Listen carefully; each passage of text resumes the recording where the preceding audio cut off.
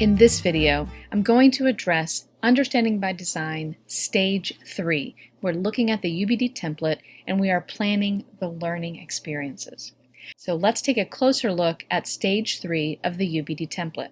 Now, rather than a rigid set of plans, with this stage, our goal is to create a flexible framework for student learning. As teachers, we want to be responsive to student needs and adapt to changes as needed.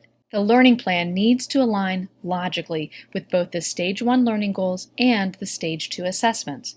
Remember that Stages 1 and 2 are designed for the instructor, but Stage 3 is developed for the student.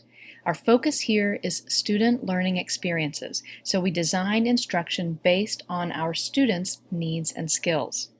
To do this, we use the acronym WHERE-TO when creating engaging and effective units for students.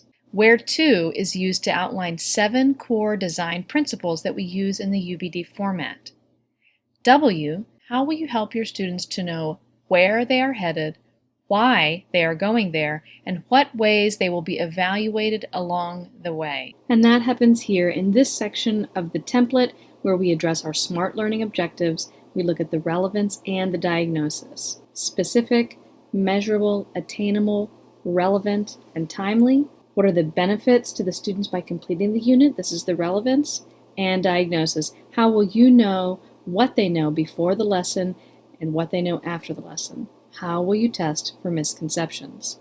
H points to how will you hook and hold student interest and enthusiasm through thought-provoking experiences at the beginning of each instructional episode. The E asks us to address what experiences will I provide to my students to help make their understandings real and equip all learners for success throughout my course or unit? R, how will I cause my students to reflect, revisit, revise, and rethink?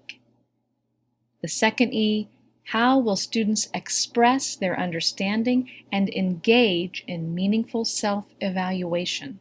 T, how will I tailor or differentiate my instruction to address the unique strengths and needs of each of my students? And O, how will I organize the learning experiences so that my students move from teacher-guided and concrete activities to independent applications that emphasize growing conceptual understandings as opposed to superficial coverage of the content?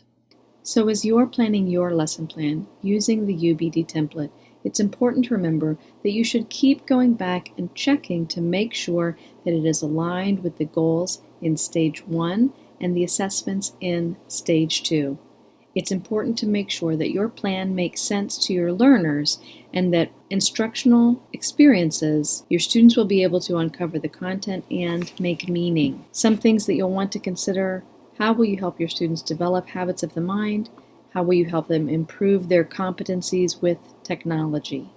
That's a brief look at Stage 3 of the UBD template.